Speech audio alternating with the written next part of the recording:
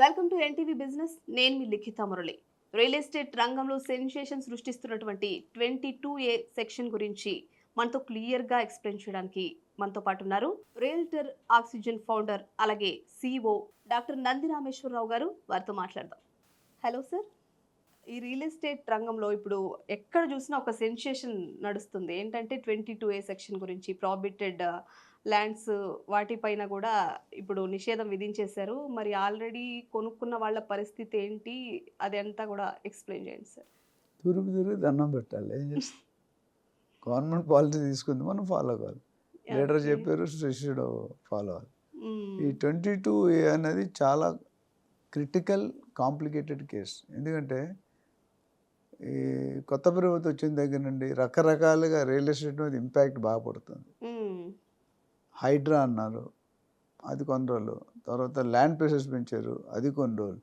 అంటే మనం కొద్దిగా కోలుకుంటున్నాం, ఐసీ మళ్ళీ నుండి ఎఫెక్ట్ బయటకు వస్తాం, పడుతుంది. మళ్ళీ ఐసీకి వెళ్ళిపోతున్నాం. అయితే ఫస్ట్గా 22A సెక్షన్ ఏంటి అసలు అంటే, మొత్తం తెలంగాణలో కొన్ని వేల లక్షల ప్రాపర్టీలు ఉన్నాయి. సో దీన్ని కాన్సెప్ట్ స్టార్ట్ అయింది 1908, 1908. అది బ్రిటిష్ కాలం, నిజాం బ్రిటిష్ ఉన్న కాలం. సో కొన్ని పెట్టారు కానీ అంత క్లారిటీగా హైలైట్గా, ఇప్పుడు హైడ్రా ఇప్పుడు ఎంత హైలైట్, ఇది హైలైట్ అవ్వలేదు. హ్మ్. సో ఏం చేశారంటే ఆ లిస్ట్ రాశారు, పెట్టారు అంతే. ఏ ప్రాపర్టీ, ఏ సర్వే నెంబర్ ఏ లిస్టులో పడుతుంది. స్లోగా 1999లో ఆ చేసిన జియోకి కొన్ని ఐటమ్స్ యాడ్ చేశారు. అంటే ఎందుకు అంటే ల్యాండ్ వాల్యూ విపరీతంగా పెరిగిపోతుంది. ఇప్పుడు ఎస్పెషల్లీ ఇన్ హైదరాబాద్. 2019లో 39 కోట్లు ఉండేది. హ్మ్. 2023లో 100 కోట్లు అయింది. 25లో 177 కోట్లు అయింది. ఇవాళ ఈ సంవత్సరంలో 237 కోట్లు. నీ దగ్గర డబ్బులుంటే కొనుక్కొని పెట్టుకో. నెక్స్ట్ ఇయర్ 300 కోట్లు అవుతుంది ఎకరం. మరి ఇలాంటి ఒడిదుడుకుల మధ్య కూడా అంటే 22A సెక్షన్ వచ్చిన తర్వాత కూడా ఇంకా కూడా రియల్ ఎస్టేట్ అంతే పదిలంగా ఉందంటారా? రియల్ ఎస్టేట్ ఎప్పుడు ఏమో రోటీ కపడా మకాన్, తిండి బట్ట గూడు. ఆ మూడు లేకుంటే ఇక్కడ ఉన్న వాళ్ళు ఎవరైనా బతుకుతామా? హ్మ్. అయితే 2007లో లేటెస్ట్ అమెండ్మెంట్ రూల్ పెట్టాక కొన్ని అమెండ్మెంట్స్ ఉంటాయి. ఇప్పుడు పెళ్లి చూపుల్లో కట్నాలు మాట్లాడుకుంటాం, కొన్ని వదిలేస్తాం, తర్వాత వచ్చిన అడ్జస్ట్ చేసుకుంటాం. So amended. హ్మ్.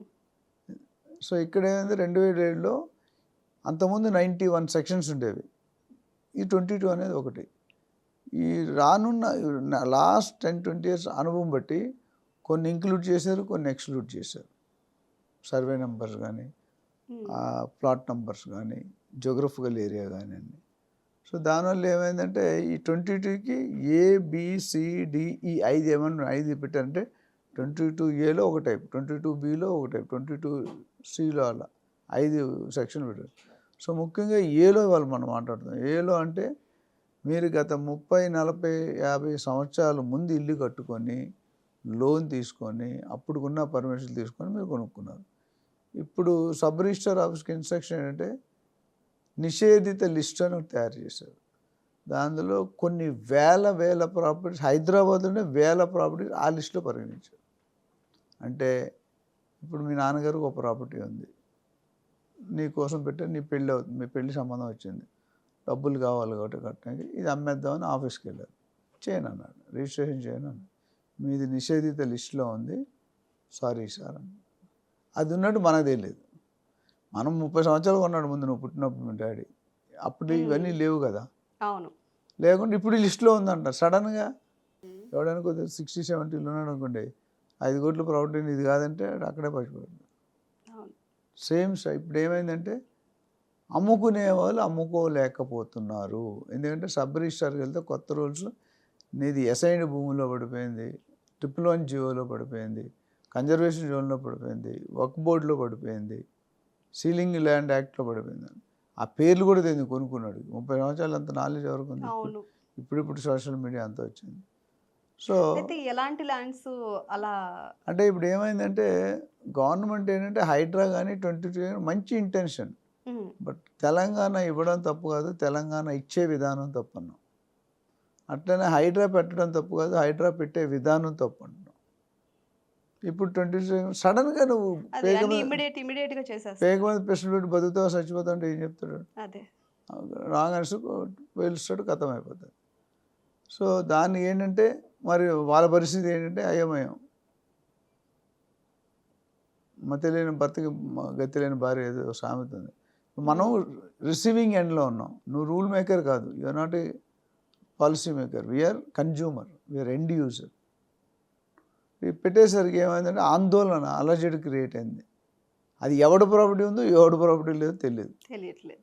సో ఇప్పుడు అది మీరు శాంతంగా నిద్రపోవాలంటే మీరు వెళ్ళి సబ్ రిజిస్ట్రార్ ఆఫీస్లో చెక్ చేయాలి. ఫస్ట్ చెక్ సార్ నా చేసుకోవాలి. ప్రాపర్టీ మా నాన్నగారు అమ్మాలనుకుంటా అంటే, లేదమ్మా నువ్వు అమ్మలేవు. అమ్మగాలంటే ఓకే, యూఆర్ సేఫ్. లేదమ్మా అమ్మలేవమ్మా, నేను నిషేధిత లిస్టులో ఉంది, అసైన్డ్ భూమిలో ఉంది, కన్జర్వేషన్ జోన్లో ఉంది, ట్రిపుల్ జీవోలో ఉంది, నువ్వేం చేయలేవు. నువ్వు కొనుక్కున్నాడు అన్ని పర్మిషన్లు ఫాలో అయ్యావు, నువ్వు అన్ని రూల్స్ ఫాలో అయ్యావు, అన్ని ఎగ్జాంపుల్స్ ఫాలో. మరి తలరాత బాగోపోతే నీ పడిపోతుంది, బాగుంటే. సో అక్కడ ఏమవుతుందంటే మరి నీ ప్రాపర్టీ నువ్వు ప్రూవ్ చేయమంటాడు. ఇప్పుడు మీ నాన్నగారే దానికి ప్రాపర్టీ ఎలా ప్రూవ్ చేయాలి? కలెక్టరేట్కో లేదా కొన్ని డిపార్ట్మెంట్స్ ఉంటాయి, బౌండరీస్ అండ్ సర్వేయింగ్ ఉంటుంది. సో అలాంటి వరకు వెళ్ళి ఆయన కొత్తగా అడుగుతాడు, నీ లింక్ డాక్యుమెంట్ తీసుకొనిరా, ఈసీ తీసుకొనిరా, లీగల్ ఒపీనియన్ తీసుకొనిరా, సర్వే నెంబర్ తీసుకొనిరా, ఎఫ్టీఎల్ జోన్లో లేదని తీసుకొనిరా. ఇలాంటి రేరా ఉందా? అప్పట్లో లేదు. అవును. సో డిటీసీపీ ఉంది, హెచ్ఎండి ఉంది, అన్నీ. అందులో ఏదో డాక్యుమెంట్ మిస్ అవుతుంది. మిస్ అయితే నేను చెప్పాను తూర్పు తిరిగి దండం పెట్టాలి. ఎందుకు అలాంటి వచ్చిన ఏపీలో కూడా ఇదే అయింది. ఏపీ ల్యాండ్ టైటిలింగ్ యాక్ట్ అని జగన్ గారు ఉన్నప్పుడు దానివల్ల గవర్నమెంట్ పడిపోయింది. సెంట్రల్లో ఉల్లిపాయలు కేజీ 100 రూపాయలు అమ్మిన గవర్నమెంట్ పడిపోయింది. మన పబ్లిక్ ఓటర్స్తో పెట్టుకోకూడదు. మన పాలసీలు ఒక్కోసారి మనకి అనుకూలంగా ఉంటే మనకు అనుకూలంగా ఉండవు. సో దానివల్ల ఆ లిస్ట్ ఎత్తుకుంటే మీరు బయటికి రావాలంటే ఈ డాక్యుమెంటేషన్ మళ్ళీ రీచెక్ చేయించుకోవాలి.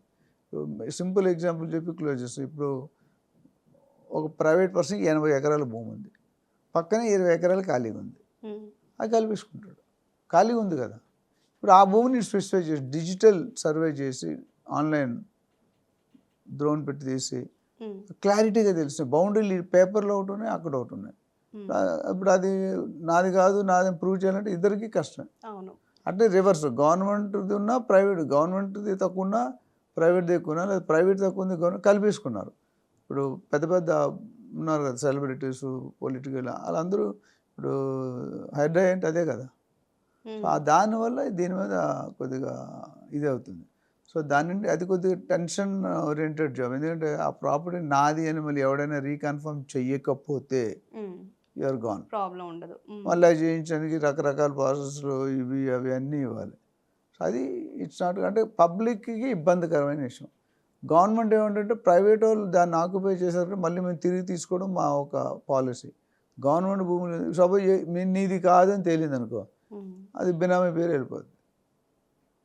ల్యాండ్ 300 కోట్లు కోకోపెట్లు, 250 కోట్లు, 100 ఎకరాలు దొరికి ఎంత ఇన్కమ్? 250 ఇంటూ 100 అన్ని వేల కోట్లు. సో ఇది దీనికి ఇప్పుడు నడుస్తుంది. Maybe they will try to find out solution. లేదంటే కలెక్టరేట్ రికార్డ్స్, ఎంఆర్ఓ రికార్డ్స్, లేకపోతే కోర్టుకి వెళ్ళడం, ఇవన్నీ చేసుకొని ప్రూవ్ చేసుకోవాలి.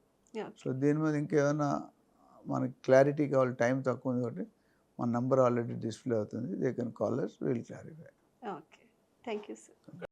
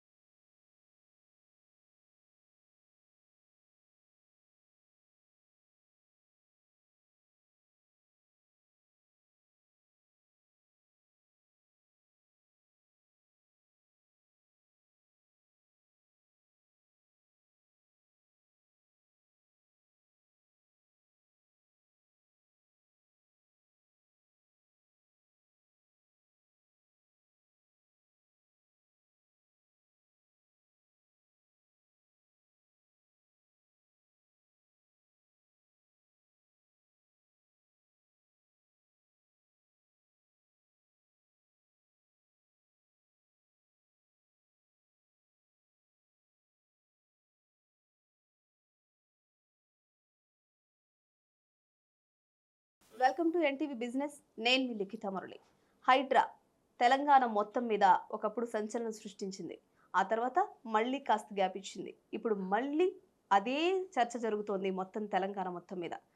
సరే, ఈ హైడ్రా తెలంగాణ రియల్ ఎస్టేట్ రంగం పైన ఎలా ప్రభావం చూపబోతుంది?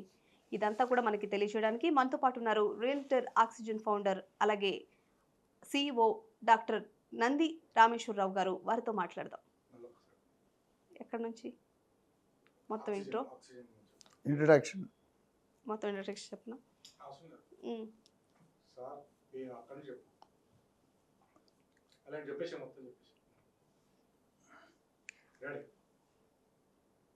Hi, welcome to NTV business. నేను మీ లిఖిత మురళి. హైదరాబాద్ తెలంగాణ మొత్తం మీద కూడా హైడ్రా ఒకప్పుడు సంచలనం సృష్టించింది. ఆ తర్వాత మెల్లగా నెమ్మదించింది. మళ్ళీ ఇప్పుడు హైడ్రా గురించి మొత్తం మాట్లాడుకుంటున్నారు. మరి హైడ్రా రియల్ ఎస్టేట్ రంగం పైన ఎలా ప్రభావం చూపించబోతుందో మనకు తెలియజేయడం కోసం మనతో పాటు ఉన్నారు రియల్టర్ ఆక్సిజన్ ఫౌండర్, అలాగే సిఇఓ డాక్టర్ నంది రామేశ్వరరావు గారు. వారితో మాట్లాడదాం. Hi sir. హైడ్రా హైడ్రా అని మళ్ళీ ఇప్పుడు తెలంగాణ మొత్తంలో వినిపిస్తుంది. అసలు ఈ హైడ్రా మళ్ళీ రియల్ ఎస్టేట్ రంగం పైన ఎలా ప్రభావం చూపించబోతుంది? హైడ్రా అంటే హైడ్రామా. యా, ఎందుకంటే asset management, disaster and asset management మన ప్రాపర్టీస్. అయితే దీని ఒక చిన్న హిస్టరీ చెప్పాలి. హైడ్రా గురించి మనం ఎక్కువ మాట్లాడితే ఒక లైన్ టచ్ చేసి మనం నీ క్వశ్చన్కి వస్తాం. హైడ్రా అనేది పెట్టింది ఏంటంటే అక్రమంగా కట్టడాలు, ఆక్రమించని రోడ్లు, నాలాలు, పార్కులు, ల్యాండ్లు, ఆనకట్టలు వేసి రాత్రి లారీలతో మట్టి నింపి తర్వాత ఇల్లు కట్టేసారు దానికి ఏమీ లేకుండా. సో హైడ్రా అనేది ఏంటంటే అంతకుముందు మన తెలంగాణలో దాదాపు 2000 చెరువులు ఉండేవి. ఇప్పుడు 700 అయ్యావంట. అంటే ఈ 1300 చెరువులు ఆక్రమిస్తూ తగ్గిపోతుంది. ఈ స్టెప్ తీసుకోకపోతే ఇంకా కొన్ని రోజులు 10 చెరువులే ఉండవు. అది positive step in the public property. నువ్వు వాడుకోవడానికి లేదు, నేను ఆయన వాడుకోవడం, ప్రొటెక్ట్ చేద్దాం. ఇప్పుడు హైడ్రా ఇనీషియల్గా 3-4 నెలలు కొద్దిగా ఇబ్బంది అయినా ఇప్పుడు కొద్దిగా హ్యాపీగా నడుస్తుంది. చాలా ఆల్టర్నేటివ్స్ సొల్యూషన్స్ తీసుకున్నారు. ఇల్లు కొలగొట్టడానికి ఇల్లు ఇస్తున్నారు, నోటీస్ ఇస్తున్నారు. అయితే కొన్ని వేల కోట్లు, కొన్ని వేల ఎకరాలు హైడ్రా ఆధీనంలో వచ్చేసాయి. పట్టుకొని వాళ్ళని బయటకు పంపించి ఇప్పుడు లేటెస్ట్గా ఏమైందంటే ఈ కోర్టు దిక్కల్లో ఆఫీసర్స్ ఎవరు ఉన్నారో 63 జడ్జిమెంట్ని ధిక్కరించారు. సో దానికి కోర్టుకు ఉన్న అథారిటీ బట్టి వాళ్ళు ప్రాపర్ జస్టిఫికేషన్ చేయకపోతే మేము మీద యాక్షన్ తీసుకుంటాం అన్నారు. అది కాదు. అయితే ఇప్పుడు మీరు ఏమడిగారంటే తెలంగాణలో రియల్ ఎస్టేట్లో కొనొచ్చో కొనకూడదో, కొంటే ఎక్కడ కొనాలి, ఎప్పుడు కొనాలి, ఎంత రిటర్న్స్ వస్తాయి, ఏ సెగ్మెంట్. ఇది చాలా పెద్ద. నువ్వు ఎస్ఐ క్వశ్చన్ అడిగి బిట్లో ఆన్సర్ చెప్పమంటే నా వల్ల కాదు. అయితే ఏదేమైనప్పటికీ తెలంగాణలో నేను ఆల్రెడీ చెప్పాను, రేట్లు బాగా పెరిగిపోయినాయి. వితిన్ 7 years 39 కోట్లు, 40 కోట్లు ఉంది, 250 కోట్లు అయింది సుమారు. అంటే ఎన్నిసార్లు? 5 times in 6 and 7. అది people are not able to digest. సామాన్యుడు కళ నెరవేరడం ఈ రేట్లతో చాలా కష్టం. మీకు ఇక్కడ ఉన్న వాళ్ళందరూ మీ దగ్గర డబ్బులు ఉంటే 200 గజాలు ప్లాట్ కొనుక్కొని పెట్టుకోండి. దూరంగా, దగ్గరగా మీరు కొనలేరు. బంజారా జూబ్లీ కూడా 5 లక్షలు 4 లక్షలు కానీ మనం కొనలేము. అంటే మీరు కొనొచ్చామో నేను కొనుక్కోలేను. మేము కూడా అంతే సార్. సో కొనుక్కోవడం బెటర్. నేను ప్రతి ఒక్కరు ఫ్యామిలీకి చెప్తానంటే ఒక 1 kg బంగారం, ఒక 200 గజాల ప్లాట్ కొని పెట్టుకుంటే ఎప్పుడో ఒకసారి పనిచేస్తుంది. ఇప్పుడు మీరు ల్యాండ్ కొనుక్కోకపోతే మళ్ళీ కొనుక్కోలేరు. ఇంకొకటి సార్, బంజారాలో హైటెక్ సిటీలో అక్కడ కొనుక్కోమని చెప్పలేదు, కొనుక్కోమని ఎక్కడంటే సిటీకి 50-60 కిలోమీటర్ దూరం. అయితే దూరంగా సార్ రోజు ట్రావెల్ చేయాలని మైండ్లోకి వస్తుంది. ఇప్పటి దూరం రేపటి నగరం. ఏం చెప్పాను? ఇప్పటి దూరం రేపటి అంతే కదా. కుక్కటపల్లి, హైదరాబాద్ కూడా ఇప్పుడు అలాగే డెవలప్ అయింది. కుక్కటపల్లి ఎవరు తెలుసు ఒకప్పుడు? అవును, పోచారం, కుక్కటపల్లిలో అసలు చాలా కొండలు అవే ఉండేవి. ఎవరు హిల్స్. అందుకనే Banjara hills, Jubilee hills, Kavuri hills, Kakatiya hill, Nandagiri, Nandi hills అట్లా ఉంది. ఎందుకంటే అదంతా అది మనం ఏం చేయలేం. అందుకనే హైలో ఉన్నామంటే హై రేట్ పెట్టారు, లో ఉంటే లో రేట్ పెడతారు. సో ఇప్పుడు ఏమైందంటే కొనుక్కోవడం కష్టం అవుతుంది. కాబట్టి నేను ఇచ్చాను నా రియల్ ఎస్టేట్ 30 సంవత్సరాలు 30,000 మంది బయ్యర్స్ని గైడ్ చేసాం. ఇన్వెస్టర్ని హెల్ప్ చేసాం. మంచిగా 3 పూలు 6 కాయలుగా మంచి లాభాలు. నేను 10 సంవత్సరాల ముందు కొన్న 4 ప్రాపర్టీస్ 8 టైమ్స్ పెరిగింది. అంటే ₹1,00,00,000 కొంటే 8,00,00,000 అయింది. బ్యాంకులో 15 సంవత్సరాలు డబుల్ అవుతుంది ఒక్కసారి. That's a potential in real estate. చాలామంది నన్ను గోల్డ్‌లో పెట్టాలా రియల్ ఎస్టేట్ అంటే సపరేట్ టాపిక్ మాట్లాడదాం. సో ఇప్పుడు ఓఆర్ఆర్, ట్రిపుల్ ఆర్ఆర్ రైట్? హ్మ్. దానికి ఒక ఫార్ములా పెట్టాను నేను. G³ అని చెప్తా. G³ G⁻³ ఎందుకు? గాడ్ గివెన్ గిఫ్ట్ అంటాను నేను. ఓఆర్ఆర్ వచ్చాక తెలంగాణ రూపురేఖలు మారాయా లేదా? అవును. ట్రిపుల్ ఆర్ వచ్చాక మారుతుందా మారదా? 140 Sure గా. కిలోమీటర్ పర్ హ్మ్. అవర్ స్పీడ్లో వెళ్ళొచ్చు బళ్ళు.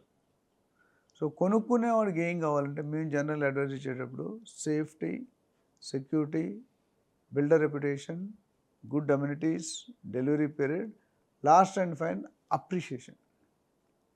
ఎన్ని రోజుల్లో అవుతుంది, అది ఇంపార్టెంట్. ఇండివిజువల్ ప్లాట్స్ కొనుక్కోవద్దు అని చెప్తాను. ఇండివిజువల్ ప్లాట్స్ కబ్జాకు గురవుతాయి. మన పూర్వకాలం పెద్ద ఆయన ఉండేవాడు మినిస్టర్, కార్లు వెళ్తాం రోడ్డు మీద జాగా ఖాళీ ఉంటే ఒక జెండా పాతేసేవాడు. తర్వాత అది సెటిల్మెంట్ అయ్యేది. మనం 30 years బ్యాక్ వైట్ బట్టలు వేసుకొని బొట్టు పెట్టుకొని ఖద్దరు బట్టలు గోల్డ్ చైన్లు వేసుకుని టాటా సుమోలు 10 సుమోలు చాగుతాయి దాటదరకుండా ఆగితే మెట్టి వస్తుంది. అది రియల్ ఎస్టేట్ కాదు, కబ్జా అయిన ల్యాండ్ సెటిల్మెంట్ చేయడానికి వచ్చారు వాళ్ళు. చాలామంది తెలియదు, కానీ ఇప్పుడు మారింది. సో పెట్టుకోవడానికి గ్రోత్ కారిడార్లో పెట్టుకోవాలి. ఇప్పుడు కూడా గ్రోత్ కారిడార్ అంటే మంచి ఇన్ఫ్రాస్ట్రక్చర్. ఇన్ఫ్రాస్ట్రక్చర్ అంటే ఏంటి? Flyover, bridges, metro, MMTS, bus station, rail station, bullet train, ఇవన్నీ వస్తే ఏమవుతాయంటే మిగతా అన్నీ పెరుగుతాయి. ఏదైనా కొత్త ఊరు డెవలప్ అవుతుందని ఎలా తెలియదు? ఫస్ట్ ఎప్పుడైనా విలేజ్ డెవలప్ నెక్స్ట్ ఊరు ఏమొస్తుంది తెలుసా? ఫస్ట్ పెట్రోల్ పంప్ వస్తుంది, తర్వాత వైన్ షాప్ వస్తుంది, దాని తర్వాత మిగతా వస్తుంది. చూసుకోండి మీరు. ఆ రెండు వచ్చాయంటే డెవలప్ అవుతుందని అర్థం. వినడానికి బాగలేదు కానీ వాస్తవం అదే. సో ఇప్పుడు మీరు షాబాద్ అని ఉంది, అక్కడ ఎవరికి తెలియదు. షాబాద్లో 2 SEZలు వచ్చాయి, special economic zone, Chandanavalli, Sitarampur. అంటే బెంగళూరు వెళ్తే పోలోపల్లి సెజ్, అటు రకరకాలు. దానివల్ల ఏమైందంటే కొన్ని రేట్లు పెరుగుతున్నాయి, కొన్ని రేట్లు పెరగట్లేదు. For example Bengaluru highway, Mumbai highway ఉన్నాయి. బెంగళూరు హైవేలో ఇండియాలోనే longest highway in the country. 12 lane అవుతుంది ఫ్యూచర్లో. ఇప్పుడు 4 to 6, 6 to 8, 8 to 12. అవును. అక్కడ పెరిగినంత ఫాస్ట్గా ఇంకో దగ్గర పెరగట్లేదు. పెరుగుతున్నాయి, రియల్ ఎస్టేట్ ఎక్కడ పెట్టినా పెరుగుతాయి. ఇక్కడ బాగా పెరుగుతున్నాయి. ఎందుకు? మీరు గచ్చిబౌలి, కోకాపేట్, శంషాబాద్, కొత్తూరు, నందిగామ, షాద్నగర్, బూర్గుల, బాలానగర్, జడ్చర్ల, మహబూబ్ నగర్ వరకు వెళ్ళిపోయింది. అంటే 125 kilometers వేస్తుంది. అట్లా మీరు Vikarabad highway, Mumbai highway, east side highway, road 100 నుండి 150 kilometers వరకు వెంచర్లు ఉన్నాయి. అంటే గ్రోత్. చాలామంది ఏమంటారంటే ఎక్కడ పెట్టాలంటే సెలబ్రిటీస్ ఎక్కడ కొంటున్నారో రాజకీయ నాయకులు అక్కడ కొనియండి గుడ్డిగా. ఇంకా మీకు డీటెయిల్డ్ అనాలిసిస్ కావాలంటే నాలాంటి వాళ్ళని సంప్రదిస్తే మీకు ఉపయోగం జరుగుతుంది. మీరు పెట్టిన పెట్టుబడికి 3 పూలు 6 కాయల్లాగా చేస్తాం. కానీ చాలామంది మనం ఆ 2% ఎందుకు ఇవ్వాలి అని తొందరపడి వాళ్ళే చేసుకుంటే ఎక్కట్లేని ప్రయాణం ఎక్కట్లు అవుతుంది. So don't avoid. నేను కూడా బంజారాహిల్స్ ఒక కన్సల్టెంట్ ద్వారానే కొనుక్కున్నాను. అవును. సంప్రదించాలి అయితే ఎక్స్‌పీరియన్స్ ఉన్న వాళ్ళని, అదే ఎక్స్‌పర్ట్స్. చేస్తే వాళ్ళు వాల్యుయేషన్ చేస్తారు. అందరూ యాంకరింగ్ చేయలేరు కదా. నన్ను చేయమంటే నేను ఫెయిల్ అవ్వచ్చు, తెలియదు. నువ్వు రియల్ ఎస్టేట్ చెప్పలేవు. క్వశ్చన్ అడగడం వేరు, ఆన్సర్ చెప్పడం వేరు. అవును. ఇంకొకటి ఏంటంటే నా అనుభవంలో చెప్పాల్సి, నేను బ్రోకర్స్ కన్సల్టెంట్ కమ్యూనిటీని అప్గ్రేడ్ చేస్తున్నాను. బ్రోకర్ అంటే మన స్టేట్లో కంట్రీలో విలువ లేదు. ఈ బ్రోకర్ కాడరా అంటాడు. కానీ బ్రోకర్ లేకపోతే అమెరికాలో డీల్ అవ్వదు. బయ్యర్ సెల్లర్ కలుసుకుంటూ కూడా డీల్ చేస్తారు. ఎస్క్రో అకౌంట్లో డబ్బులు వేస్తారు. సో జనరల్గా మీరు చూస్తే LIC ఏజెంట్ కానీ లేదా రియల్ ఎస్టేట్ ఏజెంట్ సండే పూట 8:30కి వస్తాడు ఇంటికి. ఎందుకు? మీ లేడీస్ ఏమన్నా టిఫిన్ తినడానికి వచ్చాడు రా పని అన్నాడు అనుకుంటా. కానీ వాస్తవానికి ఆయన దేవుడు పంపించాడు. ఎందుకంటాను దేవుడు నేనేదో గొప్పవాడిని కాదు. ఆయన మీ నాన్నగారితో మీ అమ్మగారు ఫ్యామిలీ మెంబర్స్ అందరూ ఉంటారు కదా సండే అదొక రీజన్. అవును. లేదంటే మీ నాన్న వచ్చి మా ఆవిడ ఒప్పుకోలేదు, మా కూతురు ఒప్పుకోలేదు, మా వాళ్ళు అందరూ ఉంటారు ఆ రోజు సో అయితే. టిఫిన్ చేస్తాడు, ఒక 100-200కి అన్నం పడుతుంది అని చేశాక మీకు ₹1,00,00,000 ప్లాట్ కొనిపిస్తాడు. ఏదో చెప్పి కింద కొనిపించి ఒక 10 సంవత్సరాలతో దాని వాల్యూ ఎంత అవుతుంది? 5 కోట్లు అవుతుంది కనీసం. ఆయనకి ఎంత ఇచ్చారు? 1-2 lakhs ఇచ్చారు. ఎవరికి లాభం? ఏజెంట్ వస్తే. సో కొన్నిసార్లు దేవుడే రూపంలోనే ఇంకొకటి పంపిస్తాడు. అవునా కదా, స్టోరీగా జరిగిందే చెప్తాను. సో అలాంటి వాళ్ళ ద్వారా కొనుక్కుంటే వాళ్ళు మీ తరపుని మీరు ఎక్స్పెండిచర్ అనుకుంటారు కస్టమర్స్, కానీ అది ఇన్వెస్ట్మెంట్. It's not expenditure. అంటే గాడ్ కేసెస్ ఉన్నాం expenditure, it will not come back, but it is coming back multifold, 100, 200, 300. So పెట్టుకోవడం ఎక్కడైనా పెట్టుకోవచ్చు. ఫస్ట్ మెయిన్ అడ్వైజ్ అంటే బిఫోర్ వీ క్లోజ్, ఒక కొత్త మనిషి ఫస్ట్ టైం కానీ సెకండ్ టైం కానీ మీరు ప్రాపర్టీ కొనుక్కునేటట్టయితే కంపల్సరీగా ఒక రియల్ ఎస్టేట్ అడ్వైజర్ని 20-30 సంవత్సరాల అనుభవం అపాయింట్ చేసుకోండి. ఆయన మీకు 80% జాబ్ చేస్తారు. 10 ప్రాపర్టీలో 20 ప్రాపర్టీలు చూడాలి, మనకు టైం ఎక్కడ ఉంది, పొద్దున్న 9 వెళ్తా రాత్రి 8కి వెళ్తున్నాం. ఆయన చేసి మీకు షార్ట్ లిస్ట్ చేస్తారు. అది చేసినప్పుడు మనం డాక్యుమెంట్స్ అడగాలి. ఏజెంట్ మంచి ఏజెంట్ ఏమని పెడితే ఇబ్బంది అవుతుంది. డాక్యుమెంట్స్ ఏంటి? Sale deed, sale agreement, link documents, EC, legal opinion, HMDA, DTCP, RERA, NALA conversion, survey number, valuation, bank loan, ఇవన్నిటి కూడా సాయం చేస్తాయి. అంటే నా బిల్డర్ రెప్యుటేషన్ వెరీ ఇంపార్టెంట్. చాలామంది బిల్డర్ 100 ప్రాజెక్ట్స్ చేసి అంటాడు. 100 ప్రాజెక్ట్స్ చేయడం కాదు, ఎన్ని ప్రాజెక్ట్స్ చేసాడు అనేది కాదు, ఎన్ని ప్రాజెక్ట్స్ టైంలో డెలివరీ చేసాడు ఇంపార్టెంట్. సో ఇలాంటి పాయింట్లన్నీ చూసుకుంటే కనుక మీరు కొనుక్కున్న పెట్టుబడి సేఫ్గా జాగ్రత్తగా ఉంటుంది. ఇంకేదైనా డౌట్స్ ఉంటే మనం క్లారిఫై చేయాలి. Okay sir.